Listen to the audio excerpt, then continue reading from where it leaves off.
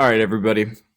This is our lecture for Thursday and Friday of the week of August. Let's see, August 20th and August 21st. We're learning a little bit about the three colonial sections. So these three colonial sections broken up into New England colonial section, middle colonial section, and then the southern colonial section. You'll see the image right here. It's key for us. It's color coordinated. Breaking up these three colonial sections, we have red being the New England colonies, including Massachusetts, New Hampshire, Rhode Island, and Connecticut. The middle being pink, including New York, New Jersey, Pennsylvania, and Delaware. And then you have the yellow being the southern colonies, including Maryland, Virginia, North Carolina, South Carolina, and Georgia. So 13 colonies. It's a quick video. We won't watch this one right now. Here's another picture breaking up the 13 colonies into their three colonial sections. Don't worry about that. Here you go. These are our notes for today. We have the New England colonies. The New England colonies. So European settlers continued to immigrate to the American colonies during the early 1600s. If you think back to our slides earlier this week, we learned about in 1607, the first permanent English settlement was established in Jamestown, Virginia. So people continue to immigrate over to the Americas. Among the new arrivals to New England were religious dissenters. So basically people seeking religious freedom in your point right here. These people disagreed a lot of times with the teachings of their church. So coming from the Church of England, these dissenters sought religious freedom. So that's a big point right there. There's a place for them to go. Some of the dissenters included the Pilgrims, who were more separatists in nature. They wished to create their own congregations outside the Church of England. Others, such as the Puritans, top point up here, to purify Christianity, they hoped to reform the church from within.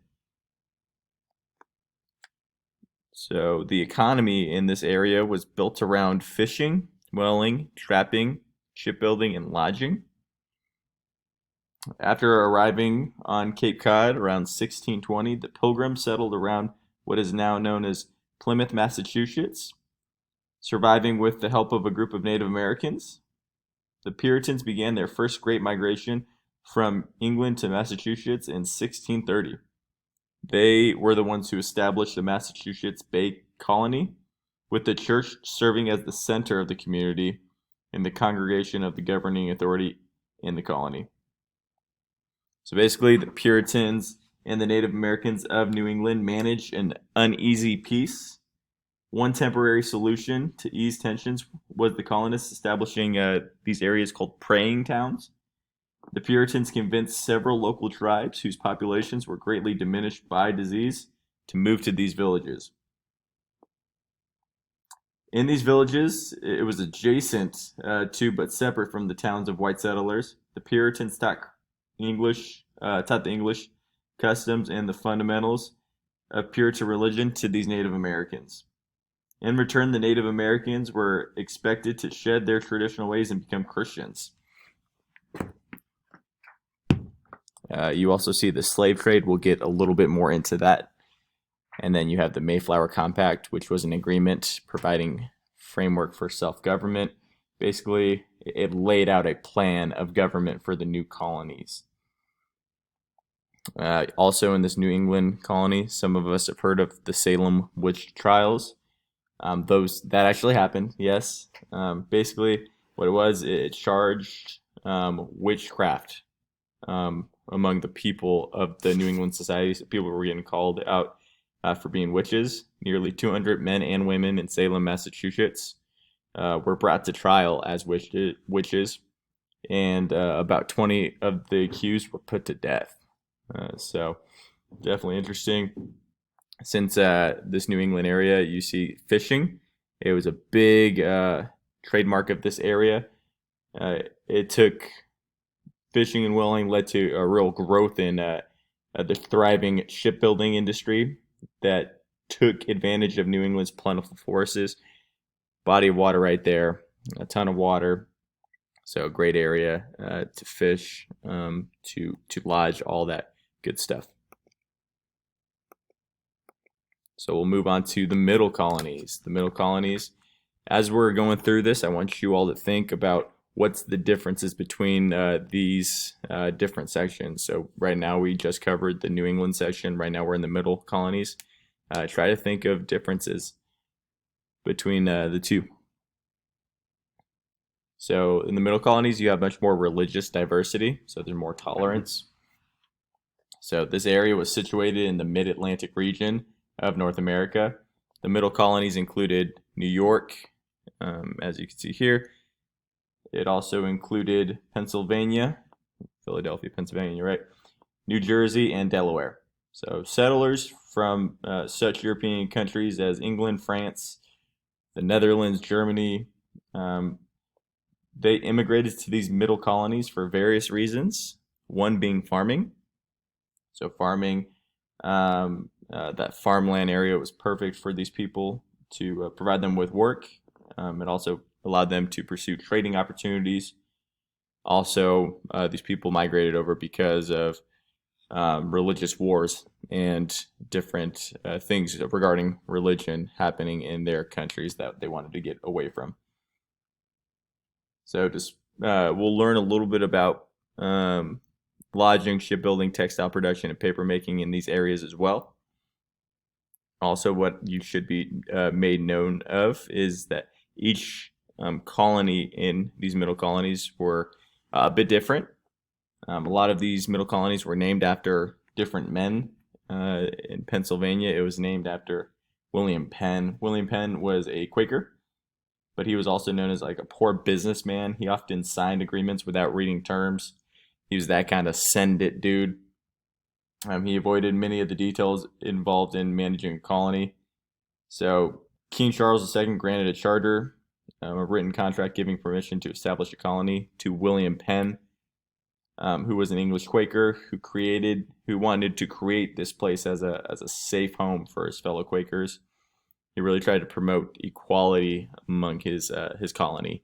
In a practical sense, I don't know how applicable and how that happened, but in theory, it sounds really good. So the middle colonies, much more religious diversity, big into farming. In our next slide, we'll learn a little bit more about the southern colonies.